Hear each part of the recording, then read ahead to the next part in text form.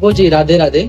कृपा का अनुभव कैसे करें? जय जय श्री राधे, जय जय श्री हरिवंश, जय जय श्री सद्गुरुदेव भगवान की जय, जय जय श्री यमुना रानी की जय। आपका ये प्रश्न था कि कृपा का अनुभव कैसे। सबसे मूल बात ये है कि कृपा पहली बात तो सब जीवों पे समान भाव से। कृपा का अनुभव तब तक नहीं होगा जब तक दीनता नहीं। दीनता,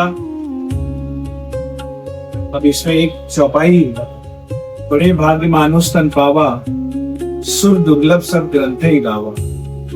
यह जो मनुष्य शरीर है, ये प्रभु ने बहुत करुणा करके इस देह को दिया। यह देह देवताओं को भी दुर्लभ है। जैसे जो भी देवता है, वरुण देवता, इंद्र देवता, अग्नि देवता, वो उसी योनि में स्थित है, वो उसी जगह पे है। वो तरस रहे हैं कि मनुष्य देह अगर मिल जाए तो साधन करके, नाम करके मैं भी अपने उस वैकुंठ में या निकुंज में जा सकूं। जैसे हमारे सद्गुरुदेव भगवान भी बताते कि कबहू तकर करुणा नर दे। भगवान ने बड़ी कृपा की कि हमें ये करुणा नर दिया, ये मनुष्य तन दिया। हमें क्यों जीव नहीं बनाया? हमें कोई और जीव जंतु नहीं बनाया, सर्प नहीं बनाया, कुत्ता नहीं बनाया, घोड़ा नहीं बनाया, बिल्ली नहीं बनाया, और मनुष्य में भी स्वस्थ शरीर दिया। तो स्वस्थ शरीर दिया है और मनुष्य तन दिया है, तो जो देवताओं को दुर्लभ है वो साधन करने के लिए, उन्हें पुकारने के लिए, उन्हें उनसे प्रार्थना कर सकते। यह विधान केवल मनुष्य तन। आप बाकी जीवों को देख लीजिए, वो नाम नहीं ले सकते, साधन नहीं कर सकते, वो प्रार्थना नहीं कर सकते। कृपा का मूल यही कि नाम, जब आप नाम करेंगे तब आपके ऊपर निर्मल मन जन सो मोहि पावा, मोह कपट छल छिद्र न। जब तक हृदय निर्मल नहीं होगा तब तक कृपा का अनुभव नहीं होगा। और आप चाहे अनुभव करें या ना करें, कृपा आप पर उतनी ही है जैसे एक वृक्ष पे है, जैसे बाकी जीव जंतुओं पे।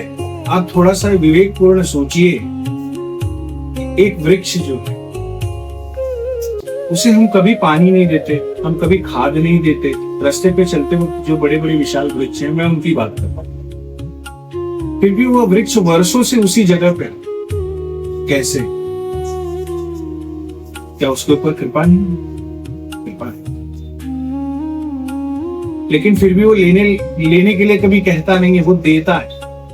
वो आपको ऑक्सीजन दे रहा है, वो आपको फल दे रहा है, तो प्रभु का ही तो वो स्वरूप होके दे रहा है, और हम भी ले ही रहे हैं। आप चाहे कृपा का अनुभव करिए ना करिए, कृपा तो समान रूप से है ही है, और ये अनंत काल तक रहेगा ही, इसमें कोई संशय नहीं। अब बात आई यहाँ पे निर्मल हृदय की।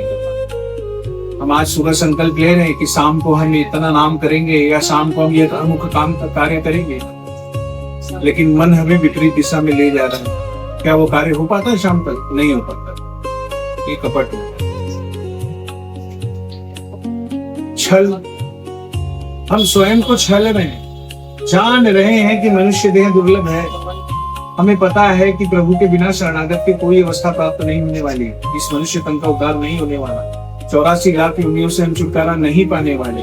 फिर भी हम अपने कामना में लगे पड़े, हम सांसारिक एवं भौतिक वस्तुओं में लगे पड़े। मैं इन निषेध नहीं कर रहा कि नहीं लगना चाहिए, करना चाहिए, लेकिन हम उसे कब पाएंगे जो अविनाशी। हम उस कृपा का अनुभव कब कर पाएंगे? जब तक हम उस अविनाशी से नहीं जुड़ेंगे। हम जिस वस्तुओं से जुड़े हैं इसका विनाश संभव है।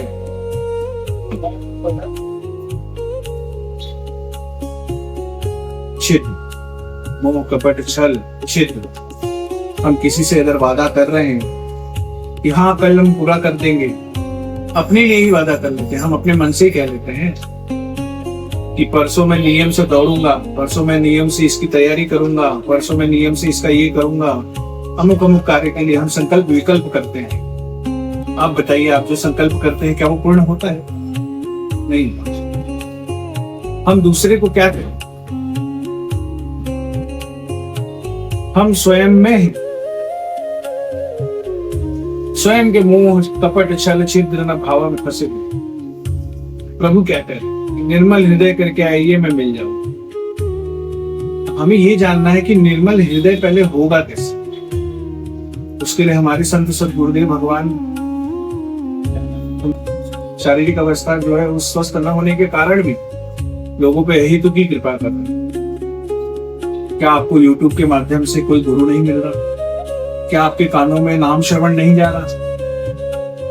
क्या आपको तीर्थ की धाम की महिमा नहीं पता है?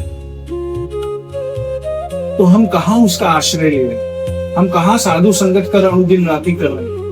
मैं नहीं कह रहा कि आप अपना कार्यकाज छोड़ के किसी संत के पास चले जाए। अरे YouTube में भी उनकी वाणी पड़ी है, आप उनका सपोर्ट लीजिए। सत्संग से क्या होगा? सत्संग से आपका विवेक जागृत होगा। विवेक जब जागृत होगा तो नाम के प्रति रुचि बढ़ेगी, आपको भान होगा कि हम कहाँ हैं।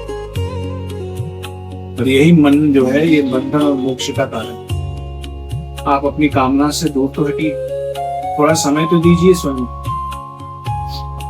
आपको अनुभव कृपा का, कृपा आपके ऊपर है, इसमें कोई संशय नहीं। उनकी ही कृपा है कि हमें जो जल मिल रहा है उससे हम सींच रहे। उनकी ही कृपा है कि उनके प्रकाश से भी हमारा पोषण हो रहा है। तरह तरह के अनाज की उत्पत्ति हो रही है, उसके अंदर ऊर्जा आ रहा है, प्रोटीन आ रहा है। मैं साइंस की अगर बात करूं, उससे शरीर के नाना प्रकार के तत्व मिल रहे हैं, पोटेशियम मिल रहा है, प्रोटीन मिल रहा है, सभी प्रकार के खनिज, मैग्नीशियम मिल रहा है। ये कौन दे? प्रभु की भूमि दे रही है, पृथ्वी दे रही है, उन्हीं के द्वारा संचालन है, चलायमान। प्रभु केवल भाव के भूखे, हमारे पुष्प और गुच्छ के नहीं। हमें स्वयं को चेतना होगा, स्वयं में ये जानना होगा कि हम क्या कितने हृदय की तरफ हैं, हृदय की पवित्रता की तरफ बढ़ रहे हैं। जब तक हमारे सद्गुरुदेव भगवान की आज्ञा से जब तक आप नाम में नहीं लगेंगे तब तक आपको कृपा का अनुभव पूर्णतः नहीं है।